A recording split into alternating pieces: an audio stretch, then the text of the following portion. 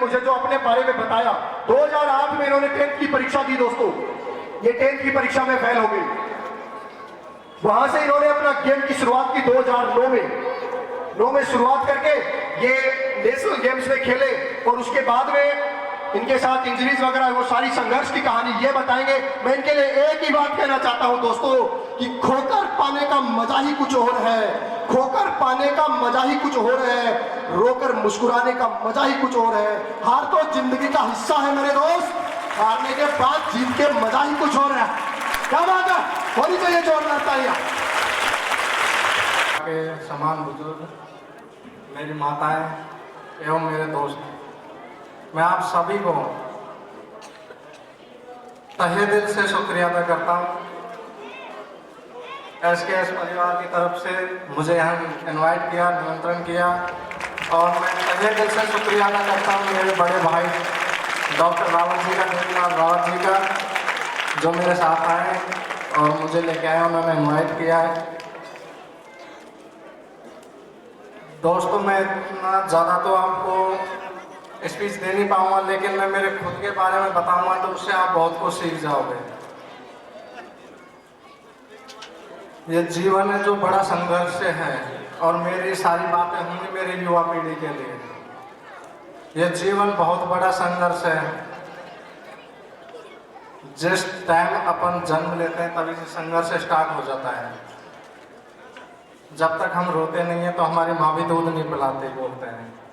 तो जीवन में पैदा होते ही संघर्ष तो स्टार्ट हो ही गया, तो क्यों ना इस संघर्ष को एक मिशन बना के, एक अपना लक्ष्य बना के, और उस लक्ष्य के प्रति अगर अपने ये संघर्ष कर देते हैं, तो मैं ये बोलता हूँ मेरे सभी युवाओं को कि दुनिया की कोई भी ताकत आपको हरा नहीं सकती अपने लक्ष्य के प्रति। ऐसी ही घटना मेरे साथ भी है। 2008 से मैं स्पोर्ट्स कर रहा हूँ।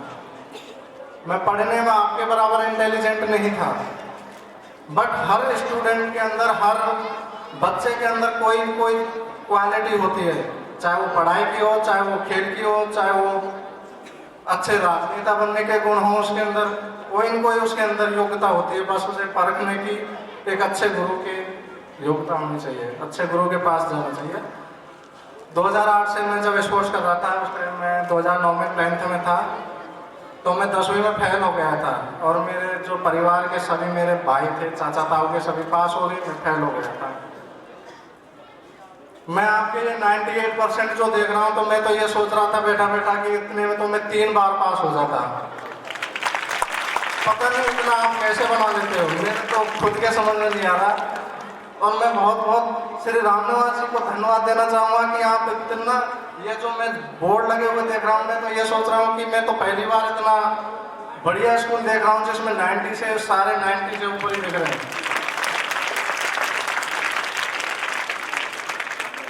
तो 2008 के 9 के लगभग में फेल हो गया था 10th में, तो सारे परिवार वाले बोलने लग गए तो कुछ नहीं करेगा, तेरी जिंदगी में ढोलेगा, कुत्ता मारेगा, ऐसे बोलते हैं हमारे उधर, कुत्ता मारेगा, कुछ नहीं करेगा। बट मैं मेरे माँ बाप की जगह नहीं कह रहा हूँ, परिवार की जगह नहीं कह रहा हूँ, हमारा आप ही हो, कोई भी XYZ, लेकिन मैं सभी अपने बुजुर्गों से यही कहना चाहता हूँ कि बच्चों को निराश मत करो, उसको फिर से हौसला बढ़ाओ कि नहीं तू सब कुछ करेगा, तेरे अंदर सब कुछ है। एक बच्चा अगर गिरता है तो उसकी माँ उसे खड़ा करने के लिए उसको कुछ लालच देती है कि खड़ा हो जा। बेटा गिरता है तो माँ बड़ा खुश होती है कि गिराए, अगली बार लालच देगी, उसको खड़ा करेंगे, और वो खड़ा होकर फिर चलेगा तो माँ बड़ा खुश होगी। लेकिन अगर आदमी, हम स्टूडेंट एक बार असफल हो जाता है तो माँ बाप उसको बढ़ावा नहीं देंगे, उसको इतना डैमेज कर देंगे, उसको इतना वो कर देंगे कि वो आधा तो बेचारा पहले ही डिस्टर्ब होता है, बाद में सोचता है नहीं तो पता नहीं क्या होगा, सुसाइड कर लूँ, ऐसी हालत हो जाती है। बट उसको उतना वो दो, हौसला दो कि वो फिर से खड़ा हो और इतना संघर्ष करे कि वो एक अच्छे मुकाम पर हासिल कर सके। 2008-9 के लगभग में फेल हुआ, उसके बाद मैंने सोच लिया, उस टाइम 2008 का ओलंपिक हुआ था जिसमें विजेंदर सिंह बॉक्सर, सुशील कुमार पहलवान, अभिनव बिंद्रा, इनके ओलंपिक्स के अंदर मेडल आए थे। तो मैंने सोचा, मेरा पापा भी कुश्ती करता था, मेरा भाई भी कुश्ती करता है, तो मैंने सोचा क्यों ना मैं एक स्पोर्ट्स पर्सन बन जाऊं। जरूरी नहीं है कि मैं पढ़ के कुछ मास्टर बनूं, कलेक्टर बनूं, इम्पोर्टेंट नहीं है। इम्पोर्टेंट अगर मैं ओलंपिक मेडल जीत के आता हूं तो बस मैं तो कलेक्टर से भी बड़ा हो जाऊंगा। यह मेरी थिंक थी और उसी दिन से मेरी तो पढ़ाई थी हौले धीरे चलती रही, लेकिन मैंने अपना खेल को पूरा टाइम दिया। 2009, 10, 11, 12, 13 मैंने काफ़ी नेशनल मेडल्स जीते। मेरा रेलवे में भी सिलेक्शन हुआ। बैड लक, मेरा कोई डॉक्यूमेंट्स की कमी से मैं रेलवे में नहीं लग पाया। उस टाइम मेरे को काफ़ी वो निराशा लगी कि यार मेरा नौकरी लगाई छूट गई। उसके बाद 2014 में मेरा एक्सीडेंट हो गया, 1 साल बेड पे पड़ा रहा। उस टाइम लगा कि पढ़ाई में तो मैं हूँ ही नहीं, खेल मेरा एक्सीडेंट हो गया तो साल भर ऐसे खराब हो गया और जो परिवार रिश्तेदार वाले वो बुराइयाँ करने लग गए। तो उसी टाइम में मेरी कसम खा के आया था कि मैं जिस दिन गाँव में आऊँगा उस दिन बहुत बड़ा बन के आऊँगा और जिस दिन लेके आऊँगा। दोस्तों सुंदर जी 4 साल तक अपने गांव नहीं गए थे, जब तक मेडल लेकर गए उसी के बाद गांव गए थे। जोरदार तालियां। मैंने ये सोच लिया था कि जिस दिन मेरे गांव वाले कम से कम 2, 4, 5 हजार लोग मेरे को एयरपोर्ट पे लेने नहीं आएंगे, मैं गांव नहीं जाऊंगा। और भगवान वो असीम कृपा रही, मैंने तैयारी की, रियो ओलंपिक के लिए मैंने क्वालिफाई किया और वर्ल्ड के अंदर पहले नंबर पे मेरा नाम था। वर्ल्ड के अंदर पहले नंबर पे था मैं, वर्ल्ड रिकॉर्ड से भी 10 मीटर आगे था मेरा थ्रो। बट अपने हिंदुस्तान में पॉलिटिक्स तो चलती ही है और मुझे वहाँ हमारे प्रतिद्वंदी, हमारे देश के, मैं उनका नाम नहीं लेना चाहता हूँ, वहाँ पे कभी यूट्यूब पे गूगल पे नाम डाल के देख लेना, साथ आ जाएगा। उन्होंने मेरे को ओलंपिक में जो 52 सेकंड के अंदर, अगर टाइम की कीमत पूछते हैं तो वो मेरे से पूछ सकते हो आप, 52 सेकंड के अंदर मैं ओलंपिक से बाहर हो गया था। जहां मैं वर्ल्ड रिकॉर्ड के साथ ओलंपिक गोल्ड जीतने वाला था, वहां मैंने कुछ नहीं पाया। मैंने उस टाइम सोचा था कि अब मेरा सब कुछ खत्म हो गया, ओलंपिक से बाहर हो गया, तो मैंने सोचा था मैं सुसाइड कर लेता हूँ, बट वो कोई ऑप्शन नहीं था। मैं निराश हुआ काफ़ी, मैं 2-3 महीने तक रूम से बाहर नहीं निकला। उस टाइम मेरे कोच थे सैनी, महावीर सैनी जीते ओलंपिक कोच हमारे, उन्होंने मेरे को काफ़ी मोटिवेट किया। मैं किसी से मिला नहीं, परिवार के किसी सदस्य से नहीं मिला, तो उन्होंने बताया कि अगर खेल छोड़ना, जो थिंक ऐसे सोचना से तो कुछ होगा नहीं, अगर दुनिया को जवाब देना होगा तो करना ही पड़ेगा। मैंने ठीक है सर मैं करूँगा।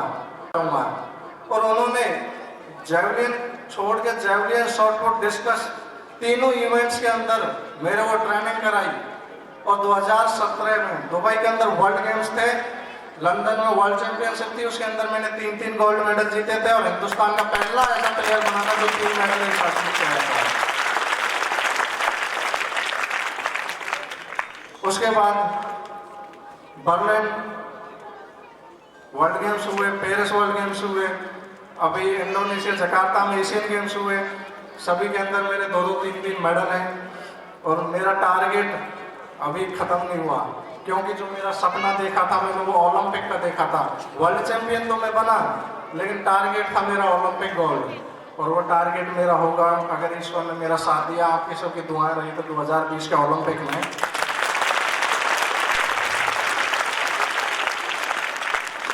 तो मैं मेरे युवाओं को यही प्रेरणा देता हूँ कि अपना टारगेट बना लो, अपना लक्ष्य बना लो, चाहे वो पढ़ाई का हो, चाहे वो खेल का हो, और उसमें अपना 100% पावर लगा दो। बस अर्जुन की चिड़िया की आंख की तरह स्टूडेंट है, हमारी लाइफ 15 से 20 साल की ऐसी विचलित करने वाली लाइफ होती है ये, जो जिंदगी को नरक भी बना देती है, स्वर्ग भी बना देती है। इसके अंदर हम बाहर पढ़ते हैं, बाहर रहते हैं, हमें सारी फैसिलिटी हमारे घर वाले देते हैं। एक तो होती है ऐशो आराम की जिंदगी, एक होती है थोड़ी संघर्ष की जिंदगी। हमारे घर वालों ने, मैं जयपुर रहता हूँ, हमारे घर वालों ने पैसा दिया, अब उसे हम कहाँ यूज कर रहे हैं ये हमारे माँ बाप देखने नहीं आ रहे, ये हमें खुद को देखना पड़ेगा कि हम कहाँ यूज कर रहे हैं। हम अगर 3-4 साल, जो आप ये 10वीं 12वीं पास करने के बाद अगर आप 3-4 साल अगर अपने जीवन के मेन टारगेट फोकस बना के अगर अपना लक्ष्य हासिल कर दोगे, तो मैं ये कहता हूँ 3 पीढ़ियाँ सुधर जाती है। अपने माँ बाप जिन्होंने आपको पढ़ाया, आपको पैदा किया और उन्होंने सपने देखे, उनका जीवन सफल हो जाता है। खुद का जीवन सफल हो जाता है, खुद की संतान सफल हो जाती है, उनको अच्छी शिक्षा दे सकते हो, पढ़ा सकते हो, कुछ भी करा सकते हो। और मैं सभी युवाओं को यही कहूँगा कि माँ बाप आपको बहुत बड़ी उम्मीद लगा के रखते हैं, उनकी उम्मीदों को कभी निराश मत होने देना।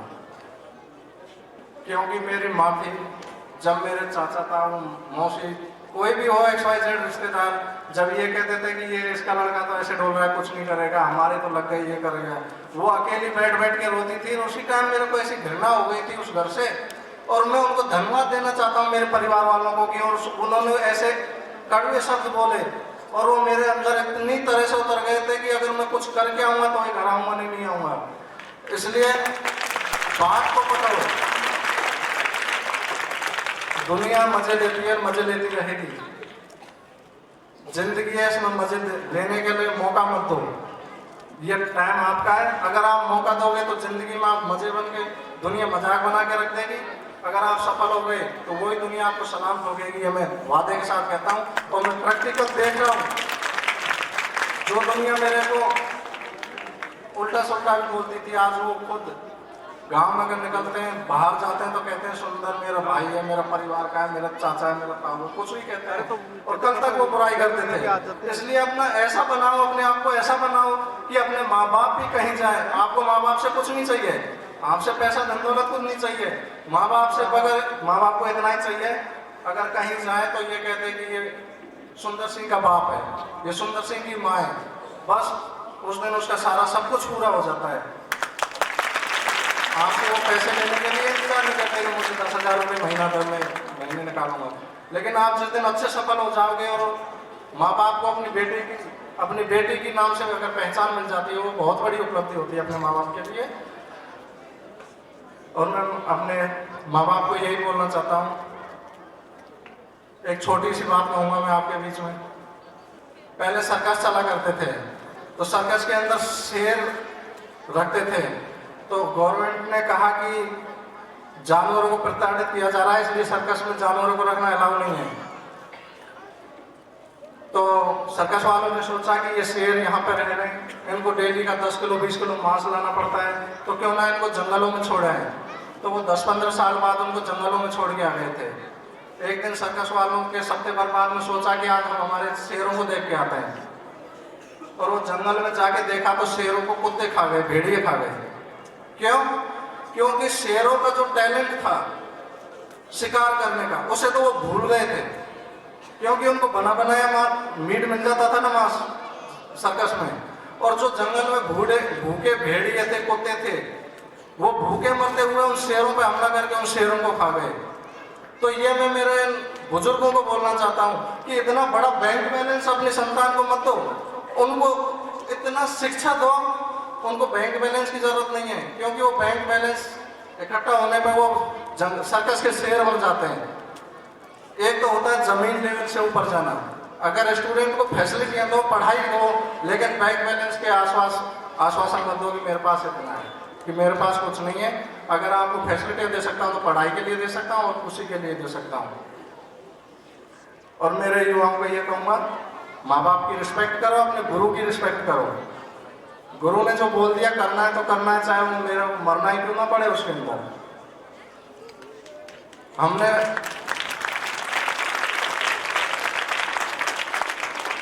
हमने सुना है, मैंने खुद ने सुना है कि हमको ब्रह्मा जी ने बनाया है, इस धरती को, सृष्टि को ब्रह्मा जी ने बनाया है, लेकिन मुझे तो पता नहीं है कि ब्रह्मा जी ने बनाया है। और बोलते हैं विष्णु इसका पालनहार है, हमारा सबका पालन विष्णु जी करते हैं, और बुराइयों का अंत भगवान भोले करते हैं। मुझे तो पता नहीं, बट मुझे इतना पता है कि हमें पैदा हमारे माँ बाप ने किया है, हमारे लिए ब्रह्मा भी माँ बाप है, हमारा पालन हमारे माँ बाप ने किया है, हमारे विष्णु भी माँ बाप है, और हमारी बुराइयों का अंत अगर करते हैं तो वो हमारे माँ बाप है। हमारे माँ बाप ही हमारे ब्रह्मा विष्णु महेश तीनों देवी देवता जो हैं, देवता है हमारे माँ बाप।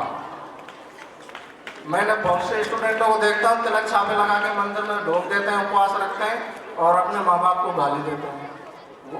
उसके बजाय तो मंदिर ही मत जाओ। मंदिर में क्या है, मंदिर तो सबसे बड़ा घर, जो अगर देवता है तो वो तो माँ बाप है ना, उनकी सेवा करो। उनकी इच्छाएं पूरी करो, वो क्या चाहते हैं। पूरे दिन कुछ भी करो, 1 मिनट शाम के लिए जाके अपने बाप से, अपने बाबा से ये पूछ लो कि पापा मैं जो काम कर रहा हूँ सही कर रहा हूँ या नहीं कर रहा हूँ, इसके आप सहमत हो या नहीं सहमत हो। वो तो उसी से बहुत खुश हो जाएंगे कि मेरा बेटा मेरे से पूछता है कि मैं कैसा चल रहा हूँ। तो मैं ऐसे परिवार को धन्यवाद देना चाहता हूँ कि मुझे यहाँ बुलाया, इतना सम्मान दिया। और सभी युवाओं को यही कहूँगा कि अपना टारगेट बनाओ, अपना फोकस बनाओ, चाहे वो पढ़ाई हो, चाहे वो खेल हो, चाहे कोई भी चीज़ हो, लक्ष्य बना के अपने टारगेट के प्रति अड़े रहो, कार्य करो। बहुत बहुत धन्यवाद। राम राम। कहना चाहता हूँ दोस्तों, सुंदर गुर्जर जी, ये आज जो बच्चे बैठे हैं, सुबह सुबह रोज गायत्री मंत्र का जाप इस प्रांगण में होता है। आप यहाँ से दुबई वर्ल्ड चैंपियनशिप में जा रहे हो, यहाँ शक्ति है, इस धरती में शक्ति है। मैं दावे के साथ कहता हूँ हिंदुस्तान के लिए गोल्ड मेडल लेकर के आएंगे। जोरदार तालियां होनी चाहिए, जोरदार तालियां होनी चाहिए।